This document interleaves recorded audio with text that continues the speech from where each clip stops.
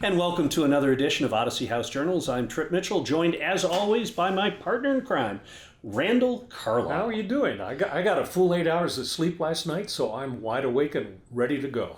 Well, what the heck were you sleeping 8 hours for? You could have been getting in trouble. I'm an old guy. I need 8 hours of sleep. What time do you get up in the morning? 6. Okay. Did you ever do the morning news? Oh, you did at CKLW in Detroit. I did morning radio news. What time did you have to be up then? I got up at 2 in the morning and was into work by 4 because I had a long drive.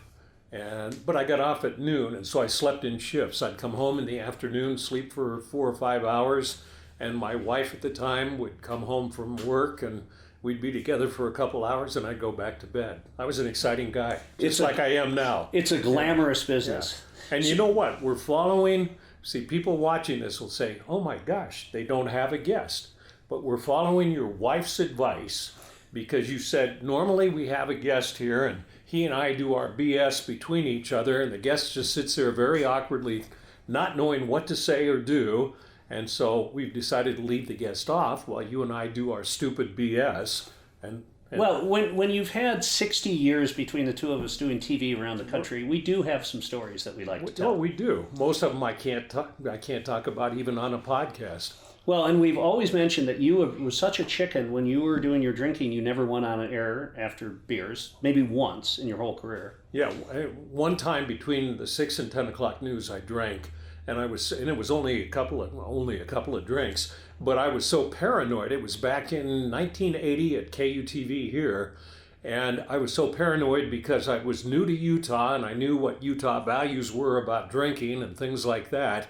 And so when I came back after 2 drinks, even though I didn't feel like I was impaired, for the 10 o'clock news, I almost suffered a panic attack, and I was going through every single word to enunciate perfectly and slowing down really hard so that nobody heard me slurring or knew that I was drinking.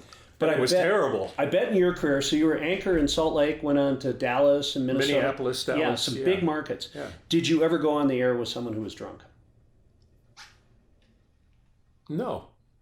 That's amazing, because I did a lot. Did you? Yeah, I mean, people... No, when I think of it, I was on the air with people who did cocaine. They would do a 28-minute news show in 14. 14 minutes. Why are you talking so fast? You have a cold. Yes, I do.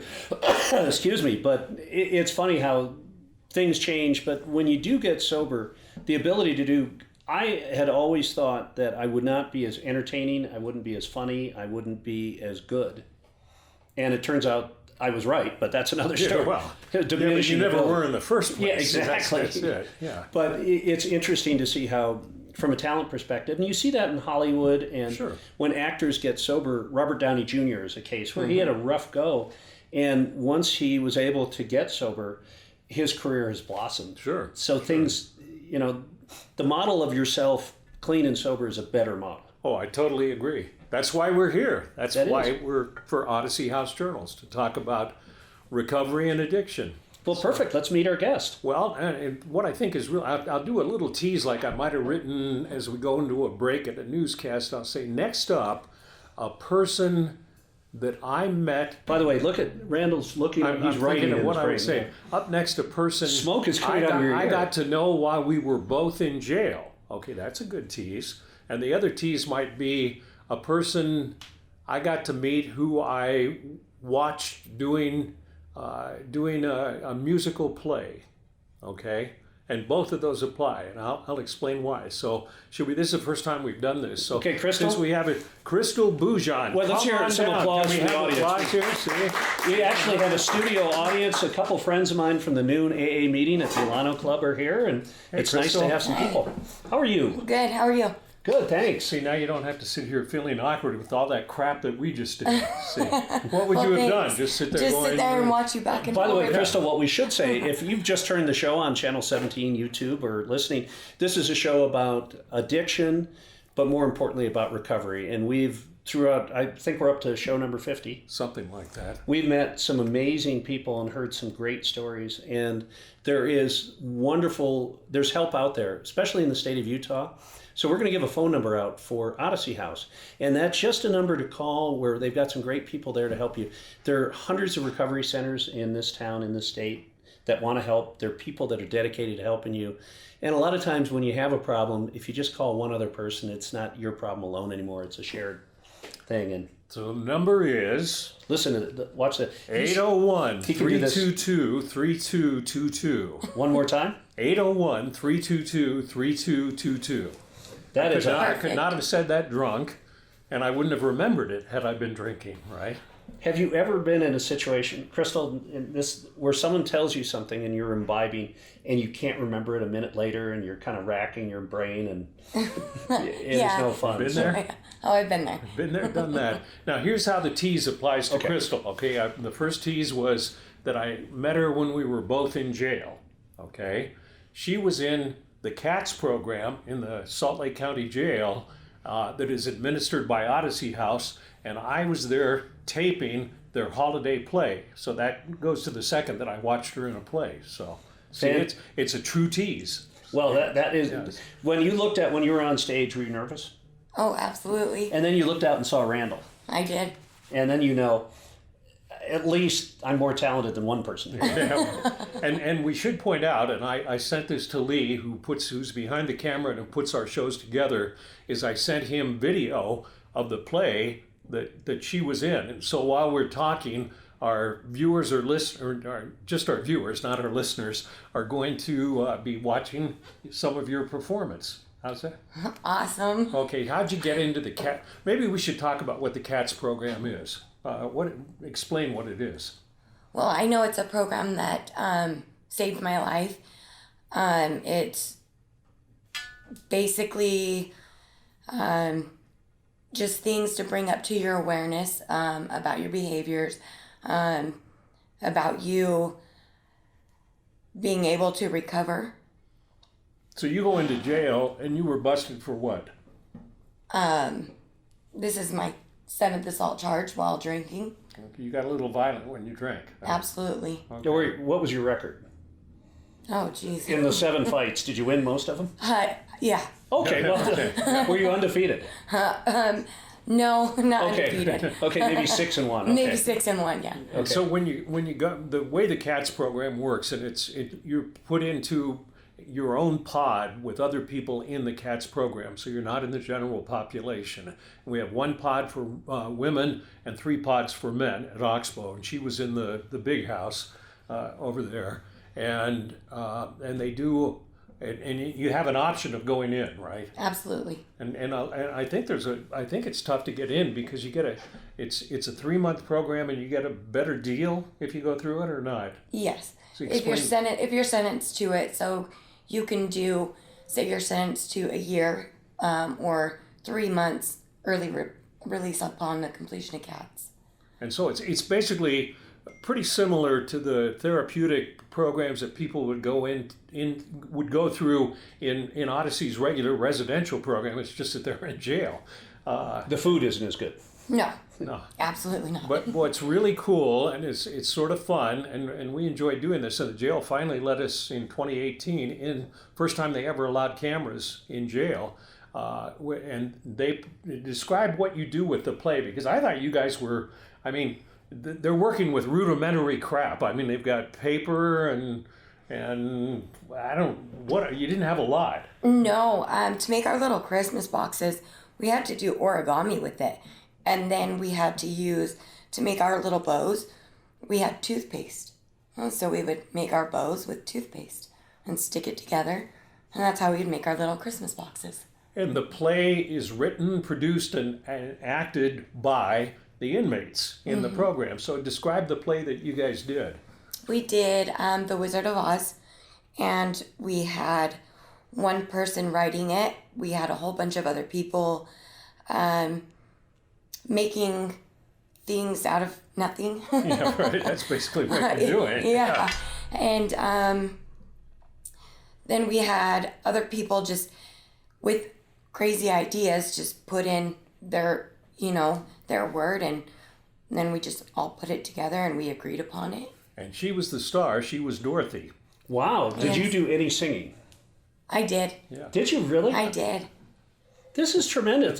They were great, and the cool thing, the play has to be approved by the Odyssey people who are working the program out there, and the whole point is to demonstrate to the audience, and the audience is judges, legislators, criminal justice people who are invited, and there's probably 50, 60 people in the audience in this cell block, but it has to indicate what the program's all about. For instance, the Yellow Brick Road was what? The road to recovery. Right, and you met along the way. I'm trying to remember who the characters were and what they. I know one was courage. So the lion was courage. Yeah. I can't remember. This is what alcohol does to you. So they went down to. That's our next guest. Yeah, we run a very tight. Come on over, have a seat. Sure. Yeah, we're doing the show live. Come on over, have a seat. But to see the steps in it were like on the road to recovery. I'm trying to remember what the words were, and they were written. They had this yellow piece of paper that was the Yellow Brick Road. Only it was the road to recovery, and then you had recovery words written in it. Well, like I can't remember what they were. I know one was strength, sobriety, courage. There was a whole bunch of just recovery words, just in little spots. And Oz was sitting back in a shower stall, back at the back of the cell block, so it sounded echoey.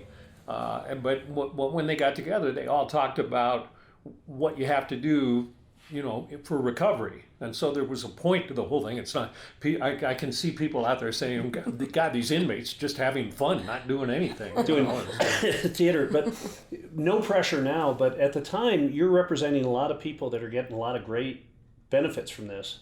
So your performance was important because the decision makers were out in the audience. Absolutely. And one of the things, Krystal, I've learned from this show is that Utah is very progressive in terms of how our criminal justice system interfaces with addicts and alcoholics. That we're trying our best here, rather than just putting people in jail, we're trying to help. And the judges that were there are all the judges from drug court. So did you have a specific judge you knew there? Did you go through drug court or not? Not this time. I did not go through drug court. Katie Bernards Goodman, she was my judge, and she was there. Okay.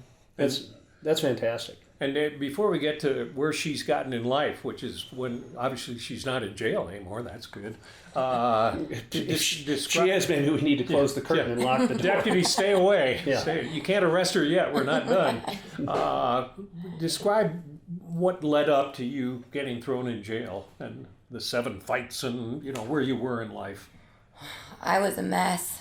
I was clean for about 3 years.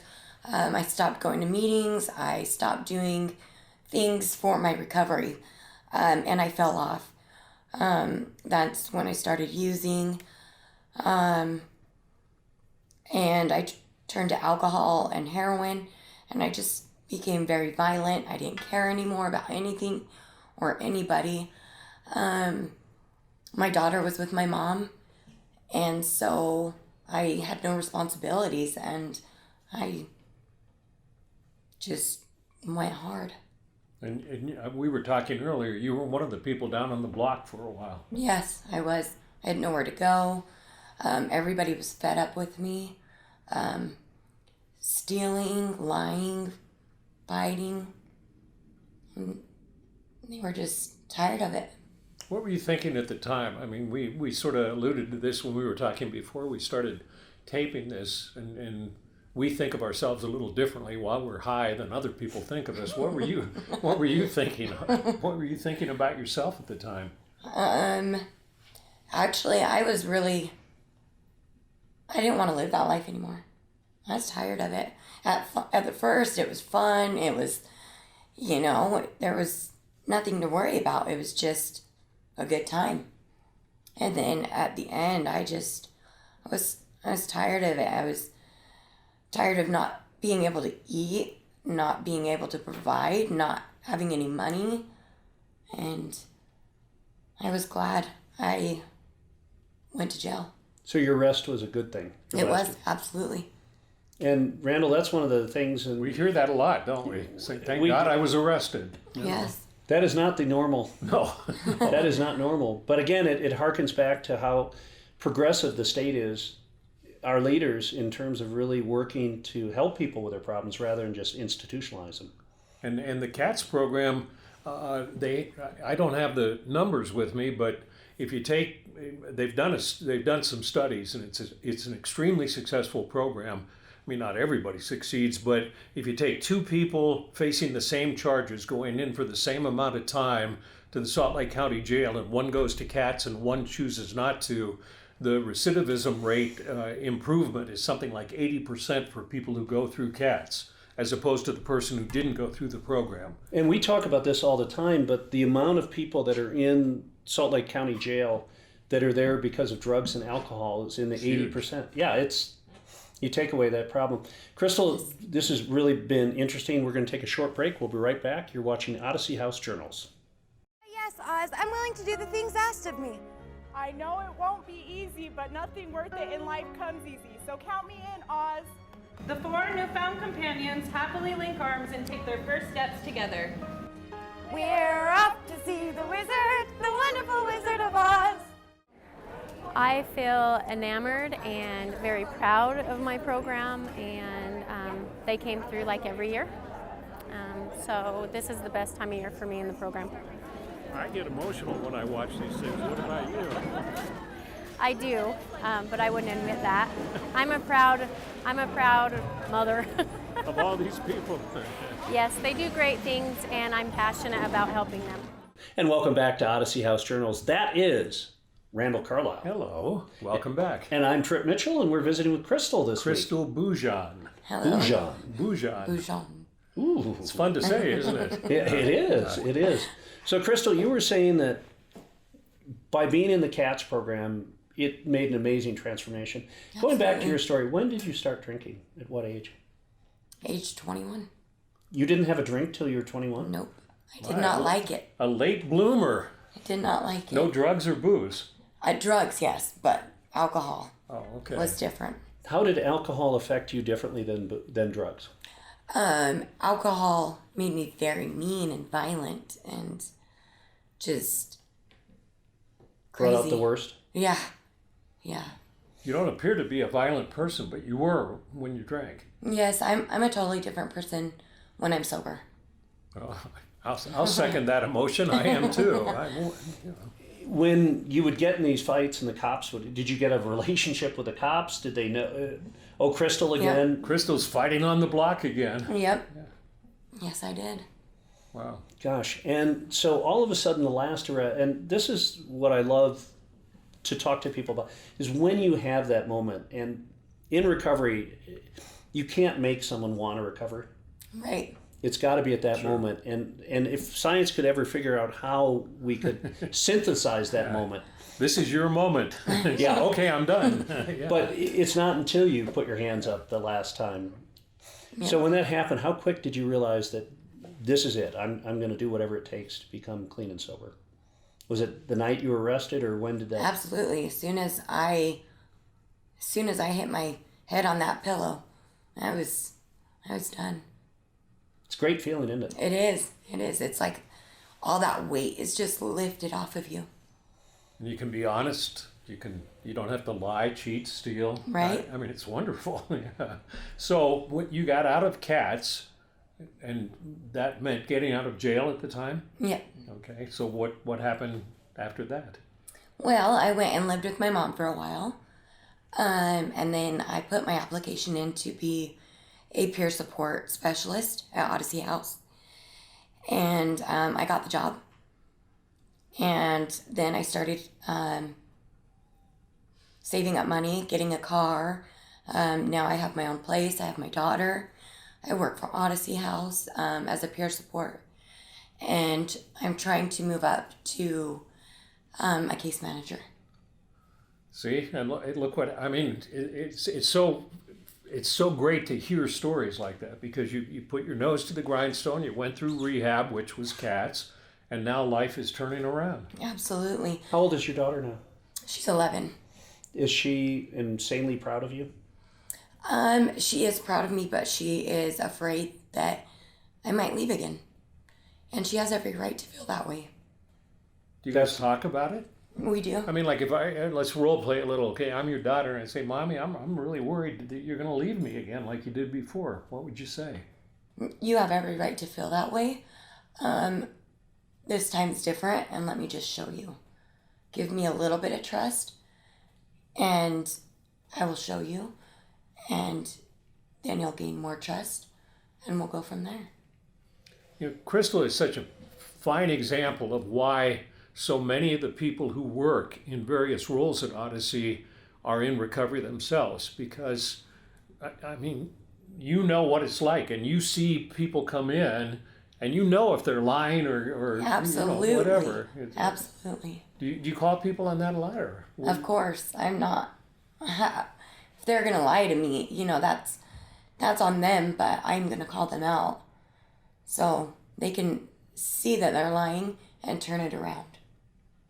Yeah, the BS detector is part of. Well, and it just works so much better because she's been there, done that, and so you're going through that right now. I understand what you're going through. I mean, it's so much easier that way. I understand alcoholics a lot better because I am a recovering alcoholic. I mean, you know, so many times I heard through my drinking career was, well, just stop drinking, or you know, or just stop using drugs, or just stop doing this. And and people who have never been there don't understand that it's not that easy. Yeah, just stop is not, whatever you follow it does not show a lot of understanding for what it's like. For those of you who don't know anything about AA, there's one chapter in the big book that says to the wife.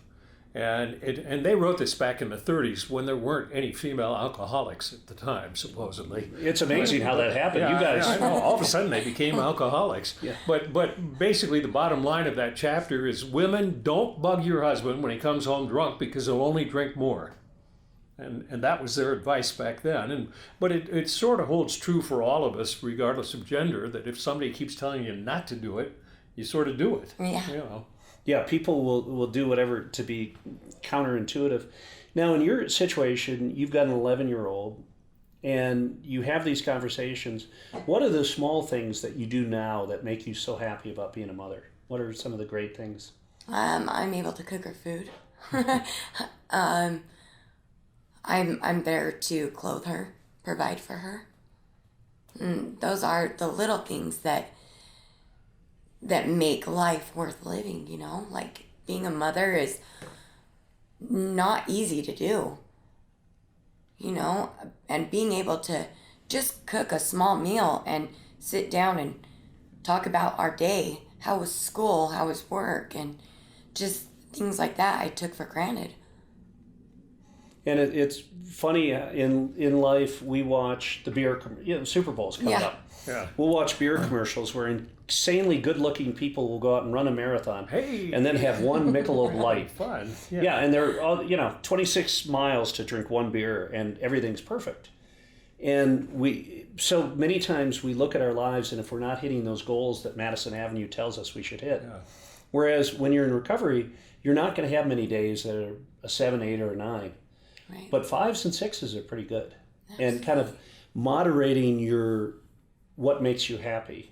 So that's why I asked about some of the small things, because when you are in recovery, sometimes the littlest things give you the most pleasure. What's the best thing about being sober for you?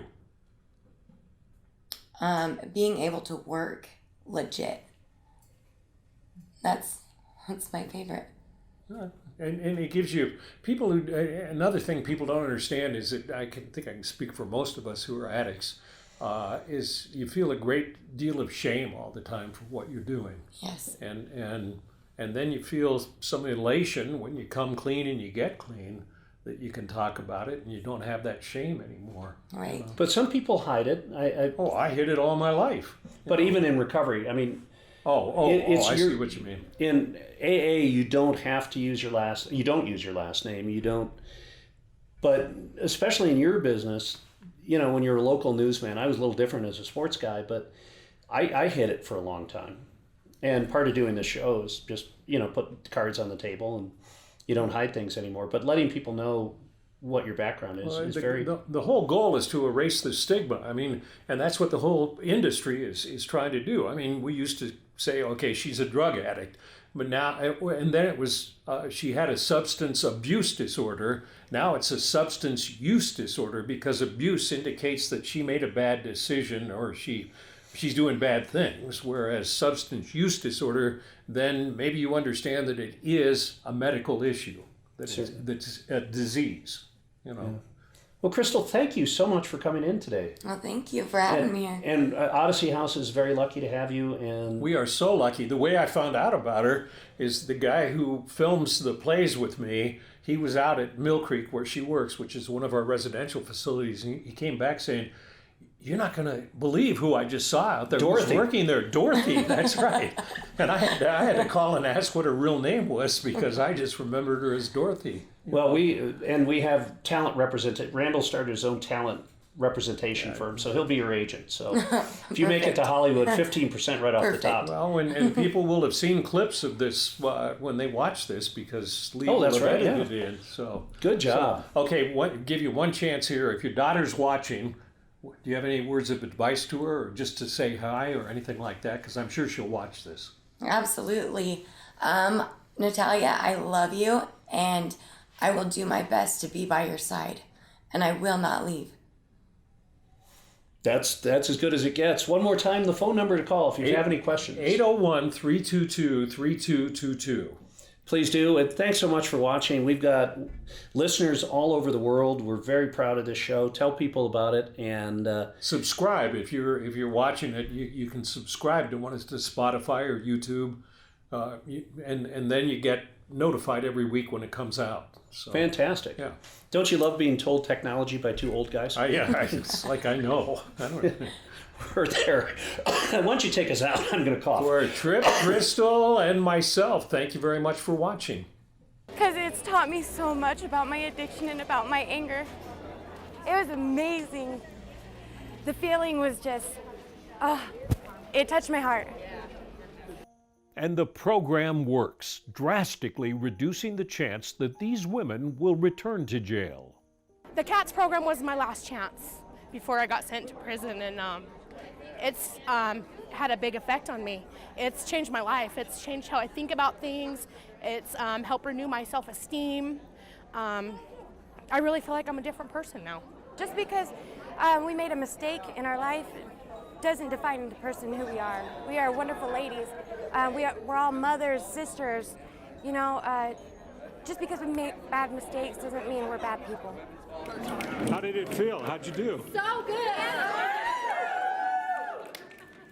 Randall Carlisle for the Odyssey News Network.